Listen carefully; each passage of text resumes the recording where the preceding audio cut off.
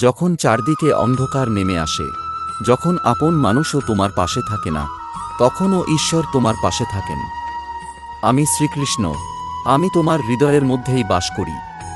তুমি শুধু বিশ্বাস হারিও না। মনে রেখো, সুখ ও দুঃখ জীবনের দুটি দিক। আজ যে দুঃখ এসেছে, কাল তা চলে যাবে। তাই দুঃখে ভেঙে পড়ো না, আর সুখে অহংকার করো না। যে ব্যক্তি নিজের মনকে জয় করতে পারে, সেই প্রকৃত বিজয়ী। মানুষ সব সময় ফলের চিন্তা করে, কিন্তু আমি বলি, কর্ম করো। নিষ্ঠার সঙ্গে নিজের কর্তব্য পালন করো। ফল কখন, কিভাবে এবং কতটা পাবে, তা সময় ও ঈশ্বরের হাতে ছেড়ে দাও। কারণ সৎ কর্ম কখনো বৃথা যায় না। তুমি যদি কাউকে ভালোবাসো, তবে তাকে সম্মান দাও। ভালোবাসা কখনো জোর করে পাওয়া যায় না। সত্যিকারের ভালোবাসা আসে বিশ্বাস, ধৈর্য এবং ত্যাগের মাধ্যমে। লোভ, ক্রোধ এবং অহংকার মানুষের সবচেয়ে বড় শত্রু। এগুলো ধীরে ধীরে মানুষের শান্তি কেড়ে নেয়। তাই নিজের মনকে পরিষ্কার রাখো। অন্যের ভালো দেখলে ঈর্ষা নয়, আনন্দ অনুভব করো। ক্ষমা করতে শিখো। ক্ষমা দুর্বলতার পরিচয় নয়, বরং এটি শক্তিশালী হৃদয়ের লক্ষণ। যে ক্ষমা করতে পারে, তার মনেই প্রকৃত শান্তি বাস করে। মনে রেখো, সময়ের চেয়ে বড় শিক্ষক আর কেউ নেই।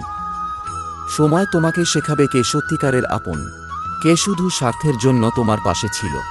যে মানুষ প্রতিদিন কৃতজ্ঞতা প্রকাশ করে, তার জীবনে আশীর্বাদ আরও বেড়ে যায়।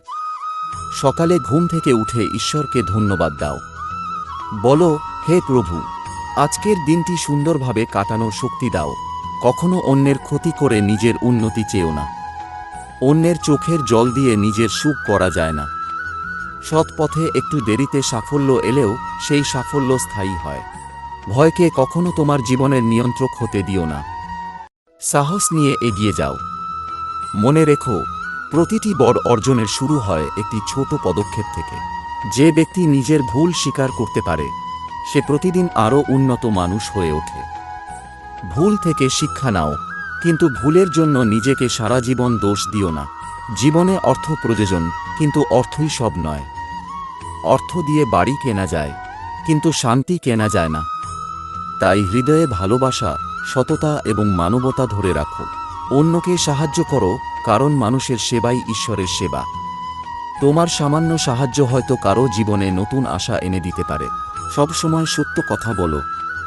সত্যের পথ কঠিন হতে পারে, কিন্তু শেষ পর্যন্ত সত্যই জয়ী হয়। মনে রেখো, প্রতিটি সমস্যার সঙ্গে একটি সমাধানও জন্ম নেয়। তাই সমস্যাকে ভয় না পেয়ে ধৈর্যের সঙ্গে তার মোকাবিলা করো। প্রতিদিন কিছু সময় নিজের মনকে শান্ত রাখো। ঈশ্বরের নাম স্মরণ করো। নামজপ মানুষের অন্তরে শক্তি, সাহস এবং শান্তি এনে দেয়। আমি কখনো তোমাকে ছেড়ে যাই না। যখন তুমি আমাকে ডাকো, আমি তোমার হৃদয়ের মধ্যেই সাড়া দিই। তাই বিশ্বাস রাখো, ধৈর্য রাখো এবং সৎ পথে চলতে থাকো। শেষে আমি শুধু একটি কথাই বলবো, তুমি তোমার কর্মকে পবিত্র রাখো, মনকে নির্মল রাখো এবং সকলের মঙ্গল কামনা করো। যে অন্যের জন্য ভালো চায়, তার জীবনও একদিন আনন্দ, শান্তি ও আশীর্বাদে ভরে ওঠে। রাধে রাধে। জয় শ্রীকৃষ্ণ।